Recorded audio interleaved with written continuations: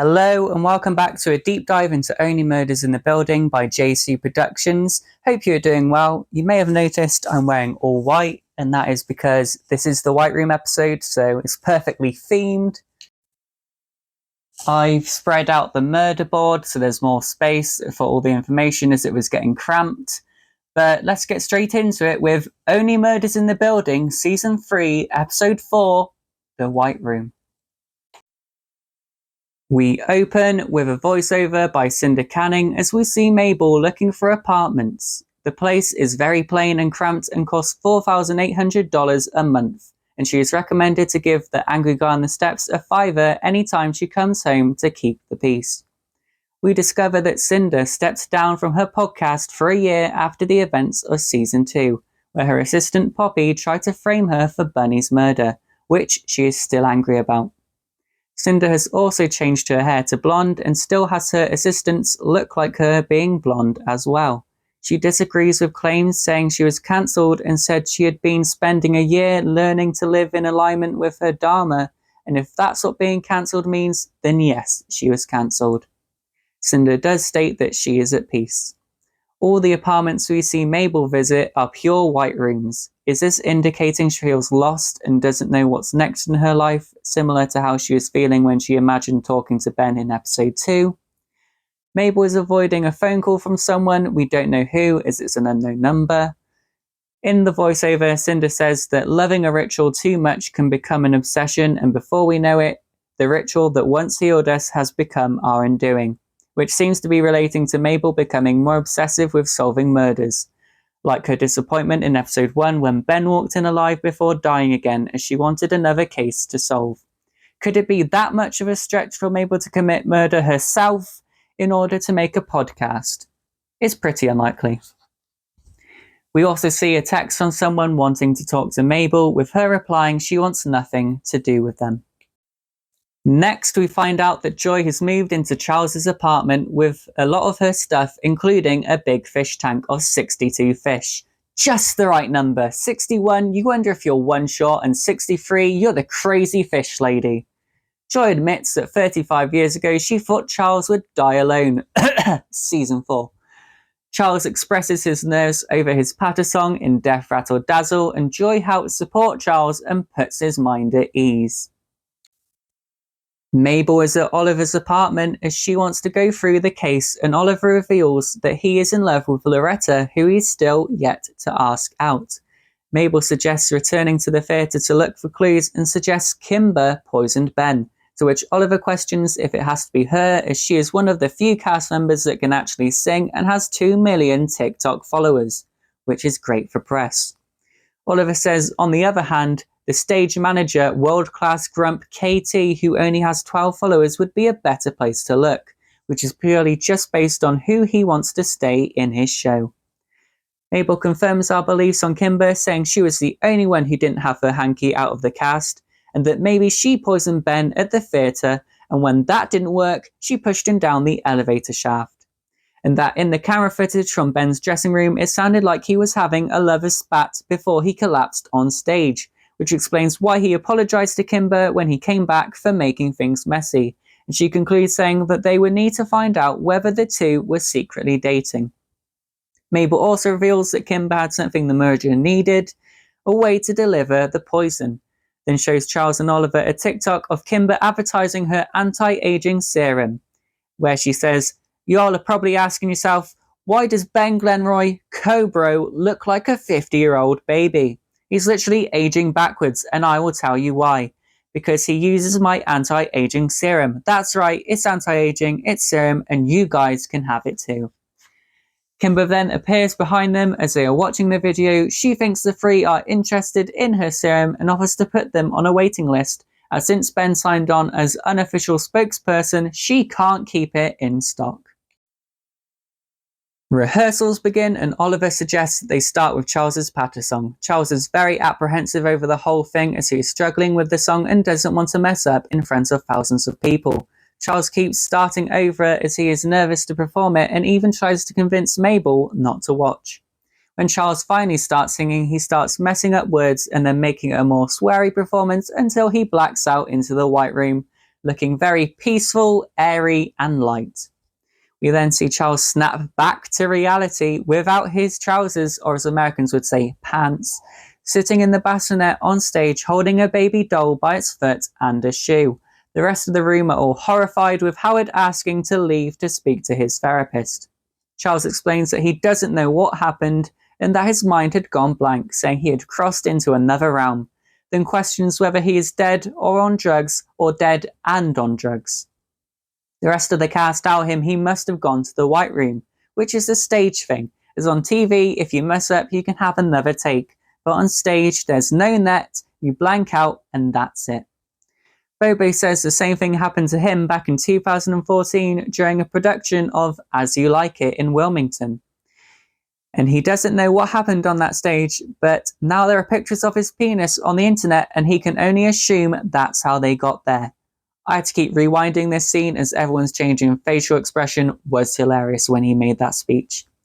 They tell Charles to find his happy place and Oliver tells the group to take 5 after what they had just seen. Howard comes back in apologising for lying about calling a therapist and that he doesn't have one, so calls his cousin Moses Morris when things go wrong. We keep hearing about Moses Morris this season, so is he involved in Ben's death or is this a setup for season 4? Mabel says they need to find the serum Ben used opening night to check it for poison, so suggests looking in the theatre. Oliver reveals they need to get the key off Howard to get in the theatre. Mabel convinces Howard to let them in by using Howard's love of sweaters against him and saying she left when there, telling him to think of the moths. Back in his apartment, Charles vents to Joy after the White Room incident, and she suggests to make one of his gorgeous omelettes, as that's his happy place. Charles proceeds to do just that and manages to perform the patter song as he does it. Joy then says the omelette is a one-time stress relief and that he can't use the omelette as a crutch, which is an idea Charles liked. And she adds that she is his omelette now and that she is going to look out for him, just like she did with Ben Glenroy. He knew if he touched a hair on your gorgeous little head, he was going to have to deal with me. And she then suggests going to bed. That speech strongly looks like a threat to Ben, who we know had a feud with Charles. Oliver and Mabel start looking around the theatre and head into Kimber's dressing room where they come face to face with the tiki-tocker herself. Kimber asks what they are doing coming in, but lets him in for a conversation offering nettle leaf tea, which makes your hair grow fast as fuck. Mabel asks if Kimber is living in her dressing room, but Kimber says it's just where she runs her beauty empire. We find out that Kimber has made a copy of Howard's key, which would be a very useful item for the murderer, don't you think? Mabel notices the bottles of anti-aging serum on the vanity, and Kimber admits that Ben used it religiously, including opening night. Just as Mabel questions whether that was the bottle Ben used, Charles meets up with the rest of the gang, causing a distraction. Mabel infuses that they need to get Kimber talking to find out more, so she decides to stay and talk to Kimber while Oliver and Charles go look in Ben's dressing room. Mabel continues to get phone calls from the unknown number, like earlier on in the episode. In Ben's dressing room, Charles and Oliver find a bunch of dead flowers and then notice something off camera that we can't see. Kimber says about how people assumed she was sleeping with Ben and that she was out to bed the star, and reveals that all she wanted from Ben was his endorsement of her serum, and that she had even written the speech for him as he promised to help, but backed out at the last minute, which is why she didn't feel bad about selling his opening night gift hanky on eBay. She got a few $100 for it, but now feels guilty about giving away the only thing she will ever have from him. She also says she knows Ben wasn't easy, but he could be sweet, and that he was hard on himself, and that opening night he was panicking about a red mark on his face.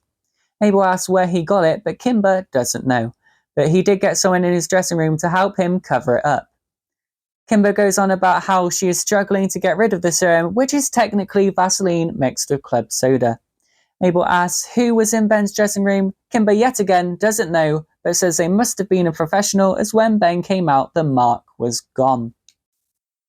Mabel gets a text from Charles to come see what they found, and it is revealed to us that the phrase "fucking pig" was written with lipstick on the mirror in Ben's dressing room, along with a drawing of a pig. The lipstick was left in the dressing room, and they believe it belongs to the killer, Oliver suggests it's Goldie, the wardrobe lady, as she is easily replaceable and it won't affect the show if she goes to jail. Charles and Oliver leave Mabel in the dressing room to sort everything, so she grabs the lipstick in some tissue to not get prints on it. And she gets some more texts saying, "You can't ignore me forever," to which she responds, "Fine. Where do we meet?" The scene goes straight into Mabel meeting Cinder Canning in her studio. We learn that everything Cinder said at the beginning was a lie to win people back over, as she was just waiting to get back to doing what she really loves. Murder. The same thing as Mabel, she says. Back in Oliver's apartment, we see Charles attempting his patter song again with his new omelette technique, which is going well, but Oliver hates the hand movements and tells Charles to have his hands behind his back. On the second attempt, Charles blacks, or should I say whites out, back to the White Room again. After he is back in reality, Charles is holding on to two of the babies with the third hanging from the ceiling. But hey, at least he's still wearing his pants this time. Trousers! What has American television done to me? Oliver suggests that Joy moving into Charles's apartment might be causing the stress. Charles admits that he's been struggling. Oliver convinces Charles to go back to living alone. Charles has no idea how to ask Joy to move out, but does convince Oliver to finally arrange a date with Loretta. Back in her studio, Cinder says that if she wants to get back into true crime, she needs to be strategic and asks Mabel to be her partner, and suggests the title, The Bloody Mabel Show, produced by Cinder Canning. Mabel reminds her that she already has partners, but Cinder points out that they are busy with the show, and where does that leave Mabel? And what is she going to do when people stop keeling over in the Arconia? So she then tries to pressure Mabel by saying Bloody Mabel already sounds last season, and she might want to monetize it while she still can. Mabel hits back, saying she's already investigating a case, which leads Cinder Canning to feel envious and stating, "Those murders just seem to fall into your lap," which is something to think about. Cinder says Mabel can crack this if she has the right partner, again trying to push her. Mabel keeps trying to reassure that Charles and Oliver are all she needs. Cinder offers a huge paycheck, which Mabel questions whether or not to take before saying no and walking out with Cinder telling her to think on it. In Charles's apartment, he tries to bring up the living situation with Joy when he enters the White Room again. When he recovers, we see a trashed apartment with an overjoyed Joy agreeing to marry Charles.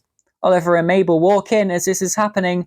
Mabel offers her congratulations when Joy notices the lipstick and exclaims, "You found my lipstick, as if this wasn't already the best day of my life. Nothing I hate more than an incomplete set," before putting it back in her lipstick case. So it was her lipstick we found at the crime scene. We end with dramatic music as the camera pans closer and closer into Joy's ecstatic face, with the others all speechless. This episode, it really looks like they're aiming all the suspicion at Joy. That is all the information we learned in this episode, so let's go look at the murder board, which I'll be updating behind me now. Let's go through all the information we have on the suspects. We've got the Death Rattle Dazzle up there because that's the musical. Okay, so here's all the stuff we have on Charles. All the things we have for Mabel. Oliver. Cinder Canning. Tobbit. Joy. Howard. Dickie.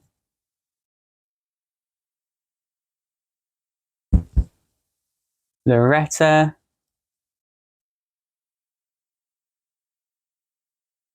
Kimber.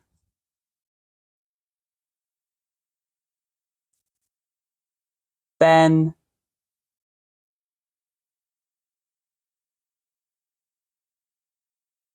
Jonathan. Donna DeMeo. Clifford DeMeo.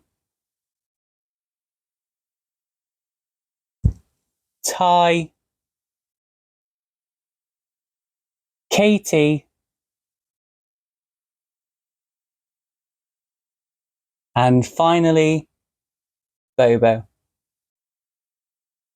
That is all the information we have. So from today's episode, the past few episodes. So that's all on the board. So that's all we have for now. Thank you for watching up until this point and for watching the past episodes. If you have, it really means a lot.